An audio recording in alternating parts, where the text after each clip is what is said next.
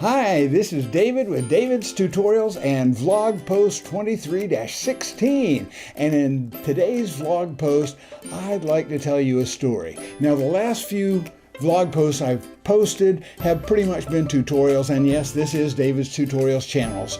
But since I switched over to a vlog format, I also want to be able to tell you a story. And today, I'm going to tell you the story of the legendary University of Florida big bass drum prank from about 1967.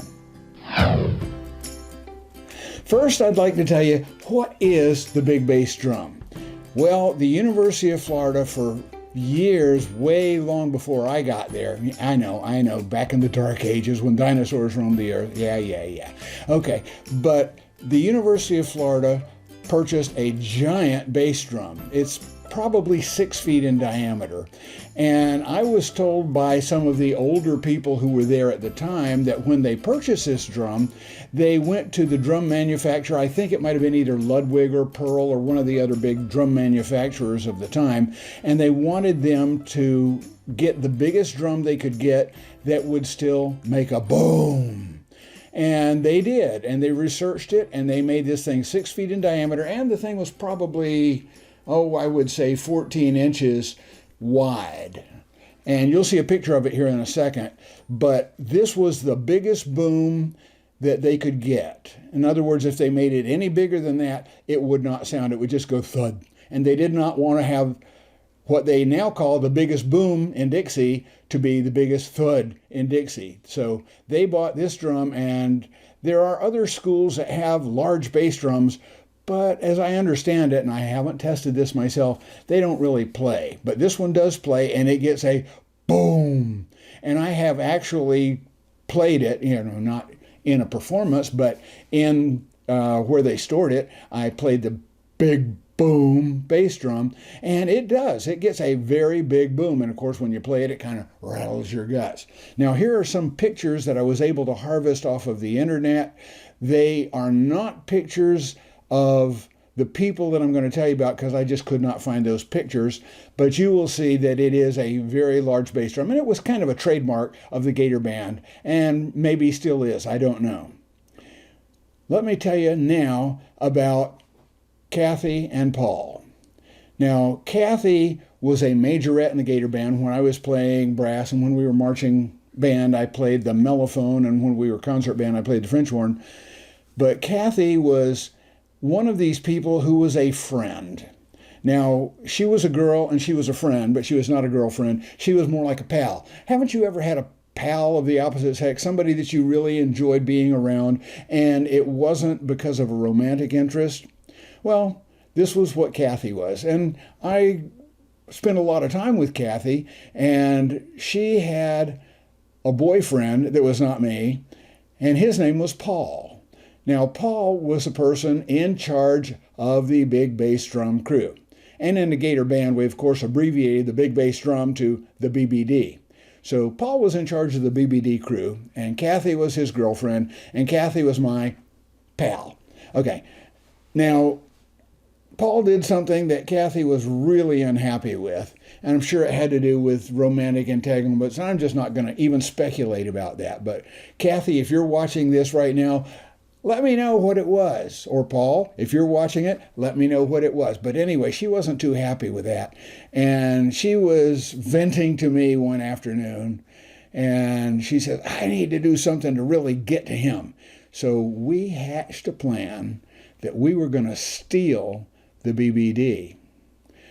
And it was a Friday afternoon practice. During marching season, we would practice 4 or 5 days a week. And then we would practice Saturday morning before the Saturday afternoon football game. Well, Paul would take the BBD, which was on this tricycle style carriage, and he and a couple of other people would maneuver the big bass drum all around the field during the halftime show. And at the end of the show, if and when the band spelled out Florida in all caps, Paul and the BBD would go make the dot on the top of the I. Now, I always thought this was kind of silly because it was all capital letters, and a capital I doesn't have a dot, but they wanted to do it anyway, so they didn't ask me. But Friday after band rehearsal and Friday evening, I just happened to have a way to get into the band building. Now, the band building back in the mid to late 60s was a giant World War II Quonset hut. It was called Building R, and there was, in the front part of the building was the choir room and a giant room, and then classrooms all around it and offices for the professors. And in the back half of the building was the band room, and it was a giant room, and we could fit the huge Gator band in there and practice while we were indoors. And there was, of course, instrument storage and a basement where we kept the music library and offices around for the band director and the assistant director and all the other professors. And during marching season, they kept the BBD outside the band room. There was a hallway that went around the outside of the band room, and once you went outside the band room main doors, there was a short hallway of about 15 or 20 feet that led to the outside. And whenever we had to go somewhere with a concert or to move equipment, we would open these back doors and pull up some kind of truck to the back end, and we'd only have to go down about a 20-foot hallway and then down a couple of steps and load the truck, which was fine for college students. We were good at moving stuff. But that was where they kept the BBD, was in that hallway during marching season, especially Friday after the afternoon rehearsal. They would keep the BBD in that hallway before the Saturday morning rehearsal because nobody was in the building during that time, except me and Kathy. So we got into the building. We took the big bass drum out through those doors, manipulated it down those steps to the sidewalk, and it was Friday night, and it was probably dusk. And we actually pulled the BBD across campus, off campus, to Kathy's apartment. She lived off campus, about a block or two, with a few other girls. And I'll tell you in a future video about Kathy and one of the other girls that lived there, Leah. Hi, Leah, if you're watching this. In any case, we stored the BBD inside Kathy's apartment. Of course, to get it in there, we had to take it off the carriage and roll it into the apartment through the door, and then we would wheel the carriage inside. And we showed up to rehearsal the next morning, and Paul couldn't find the bass drum, the big bass drum. Well, he was totally out of his head, didn't know what to do. He showed up to rehearsal with no bass drum. Well, of course, the band director, Mr. Bowles, and the assistant director, Mr. Foster, they were a little bit upset because they figured the BBD was part of the trademark of the band and they needed to have that on the field. And after the rehearsal, I heard Mr. Bowles and Mr. Foster talking about calling the campus police. And I had mercy on them. I went to them. I went to Mr. Foster and I said, please don't tell anybody. I know what happened to it. I can't claim that I did any of this, and I'm not going to, but I can tell you with full confidence that the bass drum will show up at the game. You don't need to call the police. It was a bit of an upset between the chief of the BBD crew and his girlfriend, and she arranged for it to disappear for the rehearsal only. It will show up at the game. So you don't need to worry about it. You don't need to call the campus police. And so they looked at me, of course, with a fisheye. Are you kidding me? Yeah, I know you're involved in this, but they didn't want to say anything.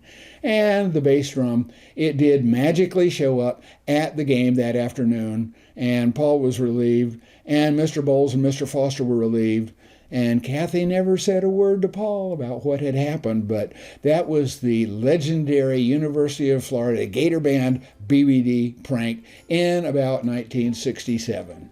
And I just thought I wanted to share that story with you because there were a lot of pranks pulled in colleges ever since time immemorial, and I bet if you went to college, you were involved in pulling a prank or two yourself. And in future vlog posts, I may tell you about a few other pranks that I was privy to, shall we say. All right, that's all I have for this video. I want to let you know, if you haven't watched vlog post 2315 about You Are Prejudiced, you need to watch it because at the end of that video, I tell you about a contest that I'm going to be having, and it's on right now. And in that contest, I'm going to be giving away this $100 bill. One lucky person is going to get that $100 bill unless nobody wins the contest, and that's a possibility.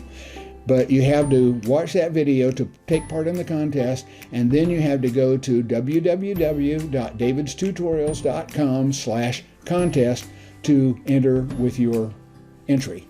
Enter with your entry. Hey, that's a good phrase, isn't it? So, in any case, if you thought this was a cool video, go ahead and give me that thumbs up. That way I'll know and YouTube will know that you thought it was a video worth sharing with other people, and they'll recommend it to people in the recommended section. And if you're not already a subscriber, why not go ahead right now and click that subscribe button and then the bell icon so YouTube can let you know when we post another great video right here on David's Tutorials. Leave me a comment down in the comment section, and I will see you in the next vlog post. Take care, everybody, and have an absolutely wonderful day.